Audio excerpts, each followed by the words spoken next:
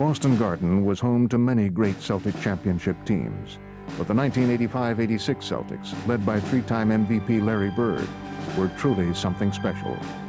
They posted a franchise-best 67-15 record that season, which earned them a meeting with Michael Jordan and the Bulls in the first round of the playoffs. Coming off a foot injury in only his second year in the NBA, Jordan was faced with an interesting problem. The question is, can one man beat the Lakers, or do you need a more diversified attack today? Well, we're playing the Boston Celtics, Pat, but I think it's going to be more of a five-man game, and we really have to play a complete basketball game. I don't think one man can beat the Boston Celtics. It's hard to imagine that 6 weeks ago you were sitting on the bench. Yes, it is. It's very hard for me to imagine. I'm very happy I'm playing now, and I'm very happy that I can contribute to the team. All right, thank you. Good luck today. You don't have to remind me again that you are playing the Boston Celtics. Air Jordan's getting ready to take off. The problem is the runway is in Boston.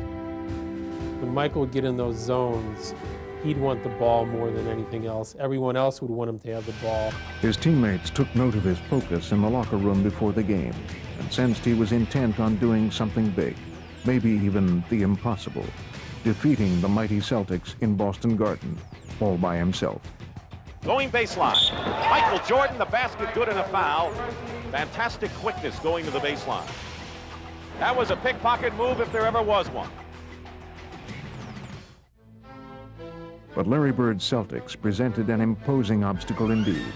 United by Bird's vision, they were the consummate passing team. Bill Walton had joined the Celtics that year and blended flawlessly with their chemistry in his role as sixth man. Bird from Walton. On the other hand, the Celtics fans had never really seen an individual talent like Michael Jordan. And on April 20th, 1986, he was the center of their attention, even as the Celtics center, Robert Parrish, scored for their team. Parrish gets free. And so the battle waged, with Jordan evoking hushed cries of anguish mixed with amazement from the savvy fans, while the Celtics' gritty play inspired their cheers. Who wants it? McHale! He was almost on his back. Taking the tempo away from the Celtics, trying to Michael Jordan right now. What a great shot, and a basket and a foul. You talk about Bird's sheer determination at certain points of a game. Michael Jordan has those same qualities. The Celtics could only shake their heads as they found themselves unable to shake the Jordan-led Bulls. Jordan banks it in, and Jordan with 40 points. He was in that zone of everything was going. He was making one shot better than the next. Unintimidated even by Larry Legend, Jordan let it all hang out, displaying much more than mere hang time. He revealed a complete all-around game, as Game 2 of this first-round series emerged as a classic in the making, with Jordan performing his unparalleled moves to the basket and Boston responding in tried-and-true Celtics fashion. Haynes to McHale. Clock running down, 3 seconds, three-point shot, no good.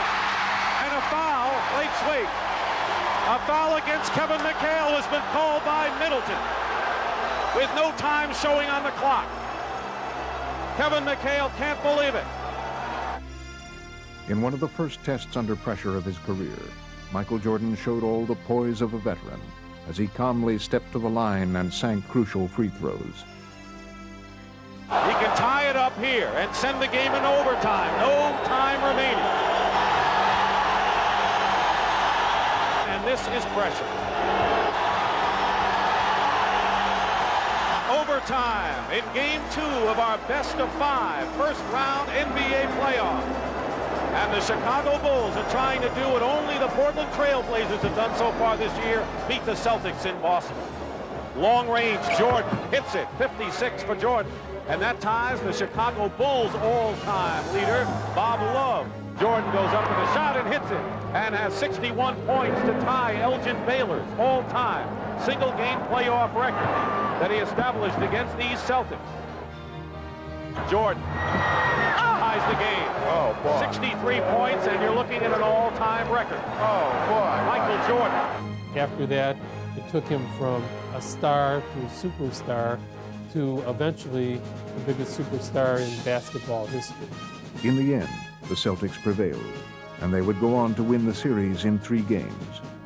But from that day forward, the history of Boston Garden would include not only the many championships of Celtic teams past, but also the remarkable playoff performance of a young Chicago Bull named Michael Jordan.